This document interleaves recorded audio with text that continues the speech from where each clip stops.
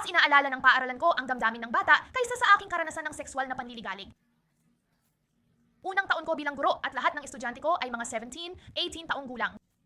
May isang estudyante na tatawagin kong James na talagang may malaking pagtingin sa akin. Sa simula, hindi naman masama, puro papuri lang at pagiging mabait. Pero nagsimula siyang lumapit sa akin habang nakaupo ako, hinahaplos ang balikat at nilalaro ang buhok ko. Hindi ako komportable, pero sinabihan ako ng admin na tiisin na lang at tapusin ang semester. Inisip din ng mga kasamahan ko na nakakatawa ito. Isang araw, kumukuha ako ng mga gamit sa printer room. Para kay James iyon, pero mga gawain niya ito dahil sa pagliban. Maliit ang printer room, may isang pinto at walang bintana. Dumaan si James at kinuha ang mga gawain. May kasamahan akong dumaan, nakita kami at sumigaw, "Hoy James, 3 minuto ka." Pinatay niya ang ilaw at isinara ang pinto. Bigla akong nataranta. Ano ang ibig niyang sabihin? Planado ba ito? Ano ang balak niyang gawin? Nagsimula akong sumigaw ng tulong habang hinahanap ko ang pinto sa madilim na silid. Nang makalabas ako, nakatitig sa akin ang mga tao. Pinagalitan ako ng principal dahil nasaktan daw ang damdamin ni James at kasalanan ko raw, hindi ng kasamahan ko. Sinabi rin nila na ang pagbanggit sa nangyari ay makakasama sa paaralan at dapat na lang kalimutan. Nagbitiw ako kinabukasan.